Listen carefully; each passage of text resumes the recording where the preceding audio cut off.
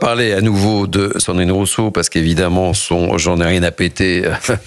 On en a longuement parlé hier et conséquence, il y a eu un rassemblement ce matin à Blois où des agriculteurs sont allés à la rencontre d'écologistes et nous sommes avec Christian Convert, secrétaire général de la coordination rurale. Bonsoir Christian Convert.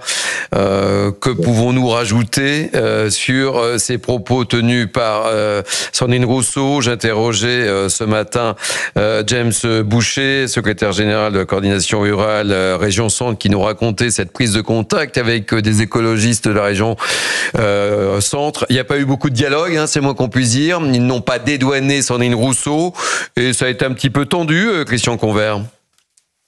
Écoutez, je pense que ça peut pas. Bonsoir. Je pense que ça peut pas bien être autrement. Moi, je suis sur une crise sanitaire là de l'élevage. J'ai écouté ses propos, j'ai réagi peut-être de manière un peu vive.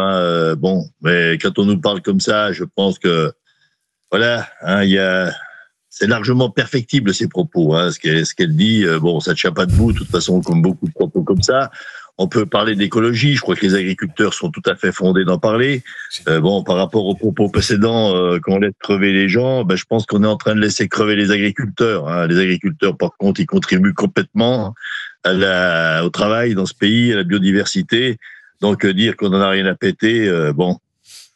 Il y a une tentative d'explication et de rencontre, mais ça n'a pas donné grand-chose finalement, Christian Convert, cette rencontre, parce que je le disais, ils se sont pas désolidarisés des propos. Ils ont dit oui, bon, ce sont des propos qui appartiennent à Sandrine Rousseau, mais au final, il s'est rien passé, strictement rien passé. Je ne sais pas d'ailleurs si vous attendiez quelque chose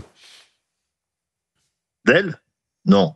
Madame Pannier-Runacher, pas grand-chose de plus. Je pense que quand on voit l'état de ce pays, l'état des finances, des pistes d'économie, on en a déjà donné, des pistes de progrès, on en a donné aussi, mais on est dans une idéologie parfaite aujourd'hui où on va dire qu'on peut pas être dans un dialogue constructif comme ça et on n'arrivera à rien.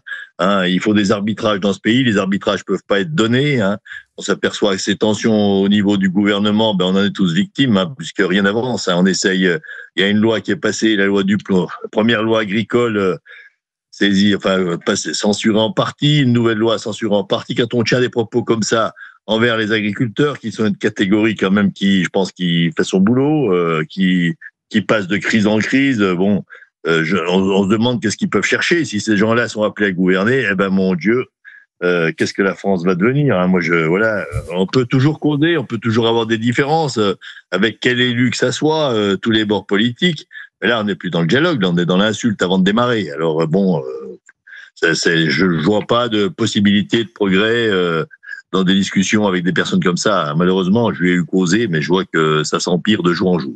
Qu'est-ce que vous avez envie de dire? Ça sera ma dernière question à Sandrine Rousseau, de l'inviter dans votre exploitation pour qu'elle comprenne les choses de la vie et comment votre monde fonctionne et quelle est la réalité du terrain.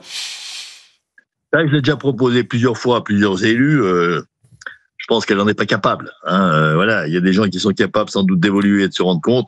Je ne crois pas qu'avec des propos comme ça, déjà, elle peut être reçue cordialement. Bon, quoi qu'on a le sens... peut-être du pardon, et puis peut-être qu'autour de quelque chose de plus convivial, on pourrait se parler pour faire mesurer bien les choses, parce que en fait, quand ils viennent réellement sur nos problèmes et sur notre manière de les résoudre, on s'aperçoit, quelque bord politique qu'ils soient, ils sont en grande partie d'accord. C'est comme nous, on peut avoir des différends avec des gens de la Confédération paysanne.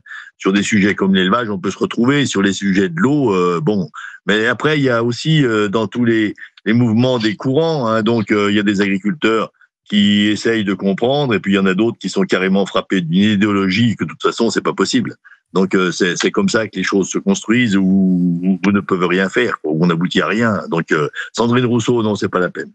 Christian Convert, merci d'avoir accepté de témoigner sur Europe 1 et sur CNews ce soir, secrétaire général de la coordination rurale. C'est pas un fossé, c'est un canyon, enfin c'est plus qu'un canyon aujourd'hui là entre les écologistes. Deux mondes, mais là c'est les mangeurs de graines contre les producteurs, quoi. Voilà, je vous laisse l'expression, mais c'est tout à fait ça. Et c'est deux mondes qui ne se comprennent pas. Et moi, évidemment, il y a surtout un monde qui est censé comprendre l'autre, ce sont les écologistes, parce que c'est eux qui sont censés porter la défense de la nature, de l'environnement. Et ceux qui ont la charge de la protection de la nature et de l'environnement, ce sont principalement les agriculteurs, les éleveurs qui travaillent la terre. Donc c'est totalement incompréhensible et ça montre à quel point les écologistes sont totalement déconnectés de la réalité, des sujets qu'ils prétendent connaître. Les bobos bio contre les agriculteurs. On peut entendre une critique sur l'usage d'un certain nombre de pesticides. Tout ça fait partie du débat, si vous voulez. Mais elle aurait dû présenter des excuses pour ce terme qu'elle a sorti comme ça. Oui, mais parce qu'elle était en terrain conquis. Vous avez vu, elle a fait un grand tweet pour expliquer ou communiquer qu'en réalité, elle voulait parler non pas de revenus, mais d'un... Bon. Non, il aurait fallu s'excuser parce que c'est une certaine presse qui n'a pas compris les propos. Quand on est représentant de la nation, d'extrême droite, on ne doit pas se comporter comme ça. On ne devrait pas parler comme ça, François Pupponi. Non, mais en plus, sincèrement, quand on connaît la crise des agriculteurs, quand on connaît le nombre de suicides, parce qu'ils n'y arrivent plus, dire j'en ai rien à foutre de leur histoire, de leur rentabilité. J'en ai rien à péter. Rien à péter. Rien à péter. Mais ça veut dire la même chose. Sous-entendu, ils peuvent crever, c'est pas. Oui, c'est ça. C'est inimaginable. Dire à des agriculteurs qui sont déjà en train de souffrir, certains qui se suicident presque quotidiennement dans notre pays, qu'on a rien à péter de leur truc et de leurs problèmes, c'est inimaginable qu'une élue, elle est représentante des écologistes, députée de la nation. Voilà.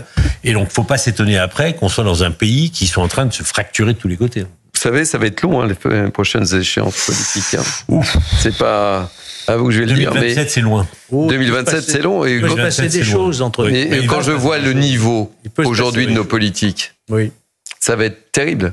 Oui, ça va être terrible. Et ça promet de beaux débats. Il faut garder espoir dans notre beau pays, notre belle démocratie, qu'il y ait des personnalités qui émergent à un certain moment. Il y en a un qui peut limiter la douleur. Oui. Allez-y. S'il y a une démission du président de la République, on revote vite. Ah, François Pupponi. Je pensais que vous aviez un nom à évoquer. Non, ou une annonce de candidature. Oui, c'était. Non, mais pour lui. J'ai regardé François Pupponi. C'est que votre formulation était un peu ambiguë, si je puis pas dire, François. 2 ans sans majorité, ça va être intenable. Sans prendre les réformes indispensables. Le constat fait par le Premier ministre est édifiant en disant on ne peut plus. C'est dernière sortie en l'autoroute. Il y a un verrou, il est à l'Élysée. Voilà. Il faut donc. Je pensais, vous voyez, j'avais mal compris les choses. Je pensais que vous alliez nous sortir un nom de l'homme providentiel ou de la femme providentielle. On attend tous. On attend tous.